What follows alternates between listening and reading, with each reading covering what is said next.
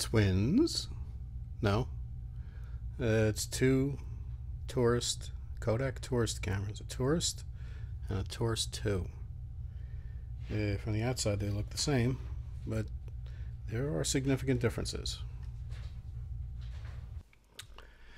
So on the left I have a tourist, Kodak tourist. On the right is the tourist 2. These cameras, I believe they were made at the same time. The 2 doesn't like follow the 1, it's just like 2 models. The tourist 2 being the cheaper one.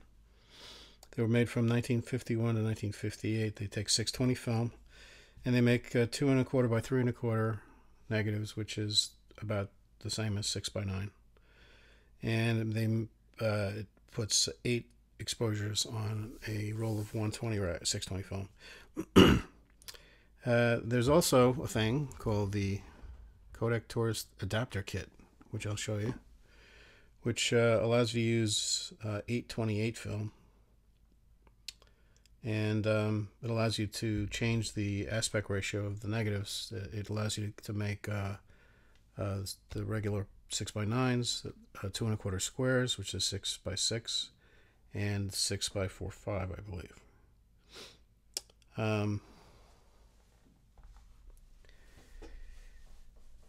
The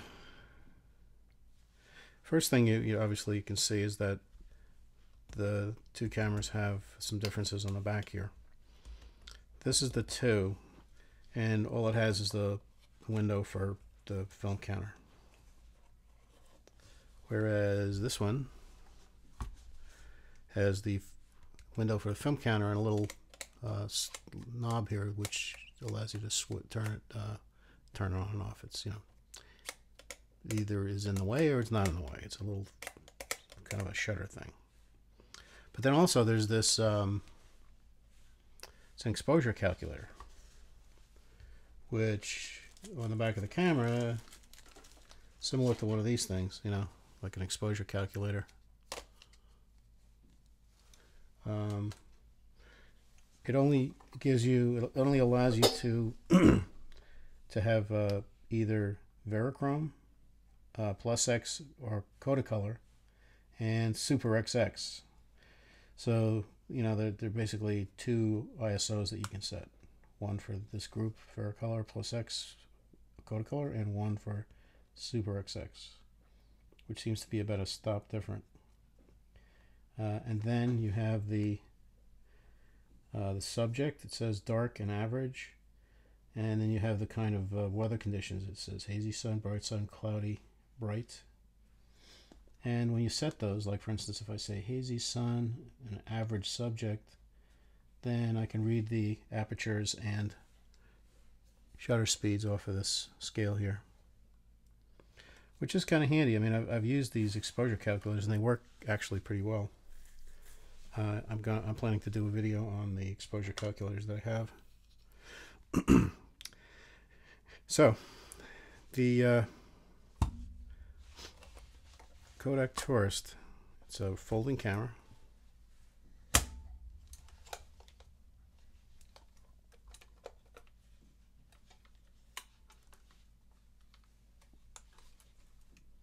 It's not a rangefinder.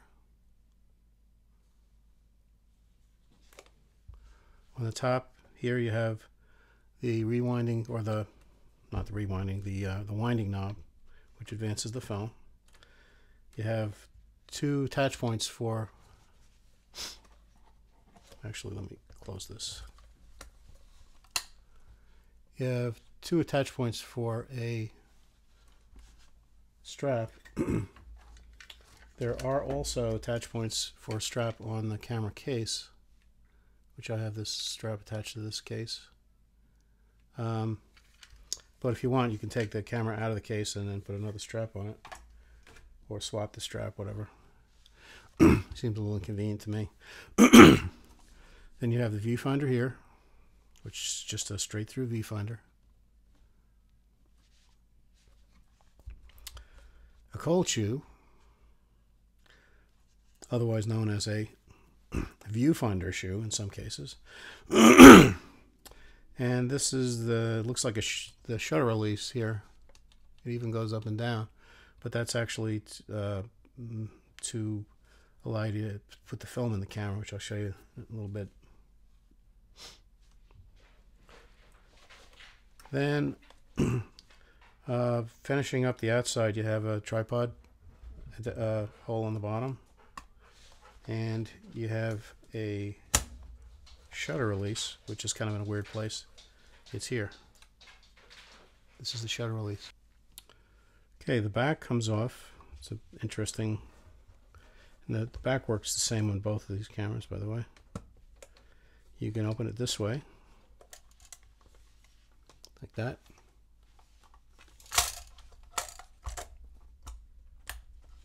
Or you can open it this way, and it opens that way. Or you can open up both sides and the back comes off completely, which is what allows you to use the tourist adapter kit, which I'll show you. But here, this is a 620 camera. The winding knob comes out. Most of the Brownie cameras, it goes counterclockwise, but the film's going this way, so you turn it and pull out on it. You can see it coming out there. Or you push to get it back in, but you have to turn it the same way to pull it in, pull it out, or push it back in. Then the take-up reel comes out. The film side, I'm not going to put film in it, but the film side, it's got this little button that I said before. It looks like a shutter release button, but that's not what it is. You can see the little pin that comes out, little key that comes out there, spring loaded. So you put this in here. If I can get it in there. Come on. Here we go. Oops. Shit. There we go. And then you press this down and press it down. Sometimes this is a pain. Press it down and turn it. There we go. And you turn it sideways. And then the film side is locked in. Then you put the take-up reel over here and away you go. Actually, I cheated. Let me do that. So here's the inside of the back here. Here's the negative size. 2 1/4 by 3 1/4. It's a nice big size. So the shutter on the Tourist is a leaf shutter. It goes from 1/200th of a second to 1/10 of a second. Then you've got B for bulb, and T, I think, is for time exposure. B, of course, is called bulb because of this, which is a cable release that has a bulb on it that you squeeze. It's got air. This is not a cable, this is a hose, and it squirts that little pin out. T is called time exposure. Works a little bit different than B. So if you have this lens set to B, cock the shutter, you press the shutter release, and the shutter stays open until you release the shutter release. Whereas T, cock the shutter, you press shutter, and without holding it down, it stays open until you move the shutter onto the B setting, and then it closes. So, I mean, you can do that. It's close to the same thing if you use the modern shutter release that's got the little knob on it that allows you to hold it open as long as you want to. But I guess in those days with the bulb, it wasn't so easy. But so you have the Those are the shutter speeds. And over here you have the f-stops. It goes from f4.5 to f32. You just move that little pointer. You focus by moving this here. You can see it moving out as you focus closer, moving back in as you move it farther away. And it's marked from infinity down to 3.5 feet. Right there. And there's a depth field scale on this camera. It's in red numbers right here. There's f30. That's 22 all along here on both sides. And so this little pin here is where the focusing point is. So if you have the lens focused on, say, 8 feet, and you've got the lens set to f16 here, this is where the pin is. So you go to f16 here, which would be about 5.5 feet, to f16 on this side, which is about 15 feet. So this is significantly different than the Tourist 2, which I'll show you in a minute. So this post here is for using a flash. This is the Tourist 2. Looks very much like the Tourist.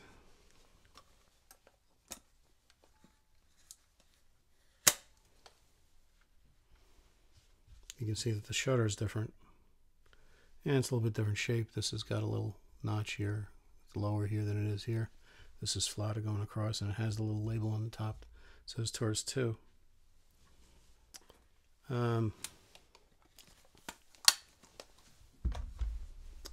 The back, of course, is different. It only has that counter thing. It doesn't have that exposure calculator on the back. The top is pretty much the same. The main difference is the shutter. The shutter is, it's kind of, I mean, when you put these two things together, you think they should be pretty close, but they're not. This is a fixed focus camera. It has a single shutter speed plus B and T, bulb and time exposure, but it only has this one. Here's the shutter selector here, shutter speed selector. It's about a 50th of a second. It has 4 apertures here, 12.5, 16, 22, and 32. And it has like a blade shutter. It's not a leaf, which I guess explains why you can fire it off without cocking it. So let's put it on bulb. And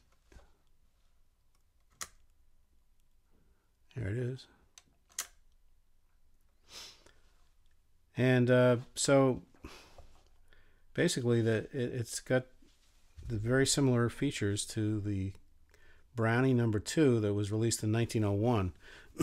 The only difference being that this has one more aperture than that did, which had 3. And it has no depth of field scale because obviously it's not focusing, so there's no depth of field scale. And there's no double exposure prevention, which I don't believe there is on the Tourist either, but I found that out the hard way. So there's a weird thing in the manual on the Tourist 2, which is this is from the manual. Let me get better exposure there. It says the nearest distance at which your camera will take a sharply focused picture depends on the lens opening you use. The smaller the opening, the closer you may come to the subject. The distances shown in the diagram below are minimum distances. Picture making at 8 feet or beyond will produce sharp pictures regardless of the lens opening. So what they're talking about here is basically using the hyperfocal distance to set the to focus when you're any less than 8 feet from the subject. So I'm going to show you what I mean by that with a lens off of a 35mm camera that has a depth of field scale on it. So let's do that. So what the hyperfocal distance is, according to Wikipedia, it's the nearest focus distance at which the depth of field extends to infinity. Focusing the camera at the hyperfocal distance results in the largest possible depth of field for a given f number. So right now the given f number is f8. And the thing to note is that you've got the depth of field goes from here, which is a little bit less than 5 feet, and the f8 over here is at infinity. So in other words, at f8, the hyperfocal distance is 10 feet. So it's whatever distance you have to focus on so that this end of the depth of field is at infinity. So that means that now with this camera set this way, as long as the subject is between a little bit less than 5 feet and infinity, everything will be sharp. Everything will be inside the depth of field. So it's for a specific f-stop though. So if I go to f16, and if I adjust the focus so that the infinity point is at 16, is at the f16 here, that means the depth of field with the camera set this way is going to be from 2, I think that's 2.5. Yeah, 2.5. It's from 2.5 feet to infinity. So anything in that distance, between those two distances, will be inside the depth of field. And the hyperfocal distance in this with these settings will be about 5 feet. So at f16, focusing at 5 feet will give you a depth of field that's the maximum for that f setting, or f-stop setting. So in the case of this this business with the Taurus 2 camera, the Kodak Taurus 2 camera that shows focusing at near subjects by setting the aperture to a smaller aperture in order to focus on something closer up. Basically what they're saying is that if you have a subject that's close, 2.5 feet away, if you have this lens set to f16, you'll be able to focus on something that close. But if you set it on f11, you have to move the focusing point. The hyperfocal distance will now be about 6.5 feet, and you'll only be able to focus on something that's 3.5 feet away. And going to 5.6, now you would have to, well, actually 5.6 doesn't have a number there, but so let's say we go to 3.5. So at f3.5, you put the infinity mark next to that 3.5 here, and you only can focus on a subject that's 10 feet away. So that's how the manual shows to focus on something closer by setting the aperture smaller. The trouble with that, though, is that normally when you close the lens down by a stop, you can compensate for that in the exposure by slowing the shutter speed down by 1 stop. And because the Kodak Taurus 2 only has 1 shutter speed, you can't do that. So the only thing I can assume is that they expect that the exposure latitude of the film is sufficient to cover the approximately 4 stops that camera's lens can open and close with the aperture. So getting back to the Taurus camera, let's use this to show you the Taurus adapter kit. I'm going to take the back off again. Pop that off. Pop this off. And put that over here. So here's the Taurus adapter kit. It's very exciting. It says, make your Kodak Taurus f6.3 or f4.5 camera today's most versatile folding camera. Equips your Kodak Tourist f6.3045 camera to use miniature Kodachrome film 828 and 3 additional black and white negative sizes. So on the side here it says full 620 is 2 1/4 by 3 1/4. That's the without any adapter. Half 620, which is I think they're talking about 6 by 45 square, and 828.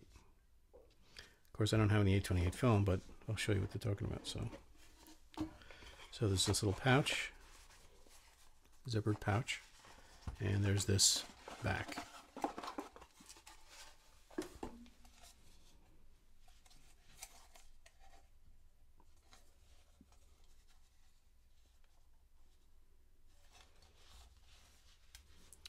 So let's put that here. I'll take this stuff out of here. Come on.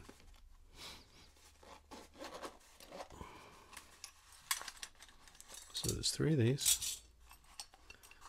There's 2 of these. And 3 of these.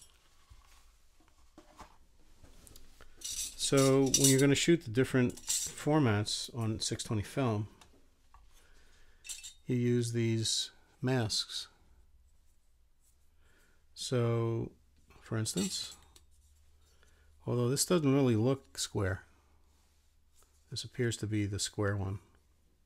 What you do is you put it in here like this, and basically it just replaces the mask.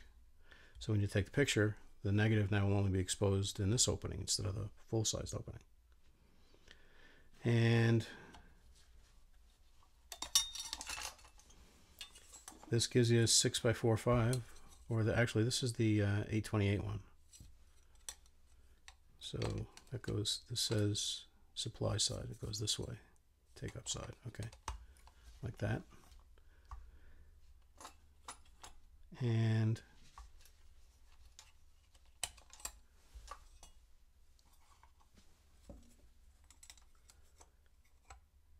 that's the square one.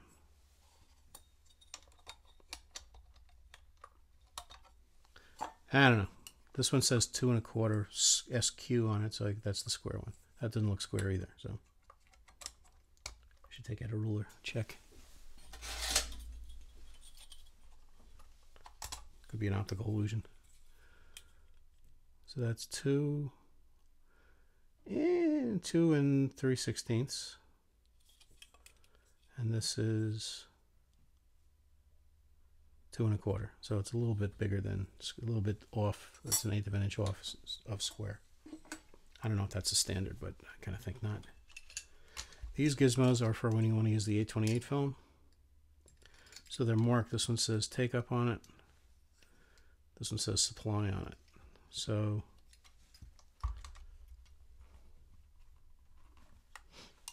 if I can get this thing off. This little gizmo is not the easiest thing in the world to use.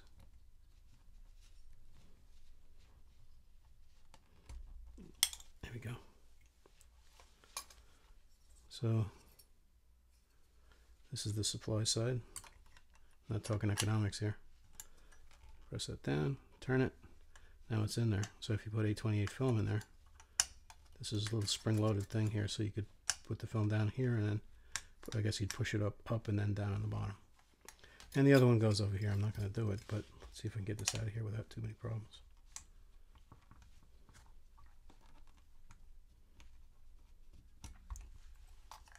There we go. Okay. And then, when you're going to use these different formats, you need a different viewfinder. So this is the one that says 2 1/4 square on it. So basically, it's just a little clip that goes over the, clips onto the viewfinder in the back there, and clips over the front, fits in here. So it changes the aspect ratio, of the viewfinder. So when you look through the viewfinder now, you see a square image, and you can align the picture to see where the edges are that way. And it has one for each of the different adapters. Then the sort of the interesting thing about this, and I had to fiddle with this to get it working again because it was like all stuck, is this, which, you know, as you know, with the different aspect ratios with the different film sizes, it gives you a different number of exposures. So for 2 1/4 by 3 1/4 gives you 8 exposures. 2 1/4 square gives you 12, and 6 by 45 gives you 16. So the counter works differently because the different counters are printed on the paper on the back of the film in different places, top to bottom. I show how this works in a video I did on roll film on this channel. So see these 3 little windows here. There's one here, and one here. And the way this works is, depending on which film you're going to use, I actually have to pull up on this a little bit to get it moving. Come in. Because there's like a little detent thing there. Okay. Come on, one more. There we go. So you turn it until you get it to the particular film. There's markings on here that says 2 1/4 by 3 1/4 right there. So you turn it until that little pin in there catches in the little indentation. And now you have the window in the same place you have it on this back. It's right there, right? And if you want to go to, let's say,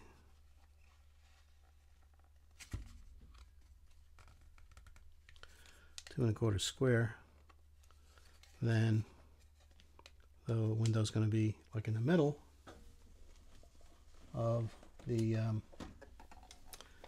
back, kind of like this, which is a Kodak 66 camera. You can see that that little window, the counter window, is kind of in the middle from the top to the bottom, and now it's like that on here, etc. So you have the 3 different windows for the 3 different sizes, whatever you're doing there. Then also on this back, there's also one of these little film reminder things here. It shows you what kind of film you have, although I find these to not be that useful anymore, because they use instead of using ISO or ASA or whatever, you know, even DIN, it would be much better, because they show you the type of film, and these films aren't made anymore. I guess Kodak figured they'd be making them forever. So it says use this adapter back with Kodak films 620 and 828. And there's also an indication here for that this should be the top, should be up here, because I tried getting this on here for a while, and I said, damn it, this thing doesn't work. It doesn't fit this camera. Actually, I was trying it on the Taurus 2, and I couldn't get on there, so I figured, well, it's got to just fit on the Taurus. Then I tried to fit it on the Taurus, and it wouldn't fit, and then I saw this. I said, oh, ooh, it says top. And then once I lined that up properly with the top, then it fits right on. There you go. So, yeah, that's the Taurus and the Taurus 2 with the Taurus adapter kit. Let's put the regular back on.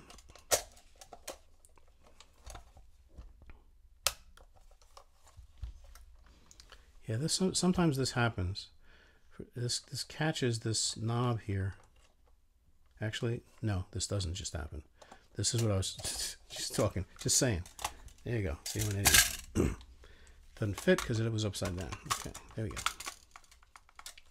Sometimes I have found though that sometimes there's like a little thing here, and I found that sometimes that hits the little key on the inside when it's in a certain position. You got to kind of move it around a little bit, and then it'll close. So there you go.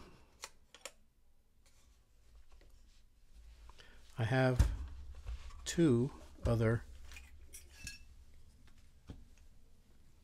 accessories. Oh, dog hair. Look at that. I just had these open before.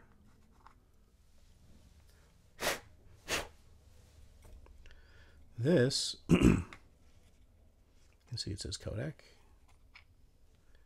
is a close-up lens. The number 6A Kodak close-up attachment.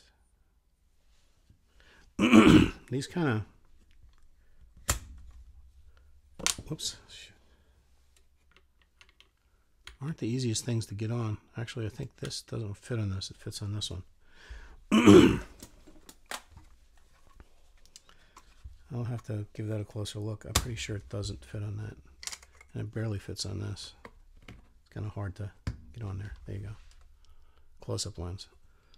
Exactly how you do that with this stupid focusing method or lack of method on this camera. But and then the other thing, the other accessory that I have is a yellow filter.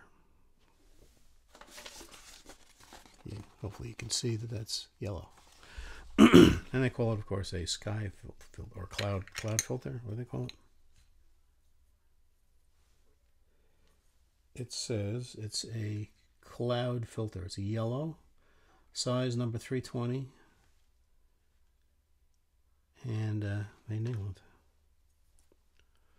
So let's see if this fits on here. See, it doesn't fit on there, but it should fit on here. Yep, it fits. There we go. So you can use that when you're outside taking pictures with clouds in it. Makes the clouds stand out against the background. Or actually, maybe the cloud, you might consider the clouds the background, but makes the clouds in the sky stand out from each other. Let's put it that way. For some reason I can't get this back on, but I will.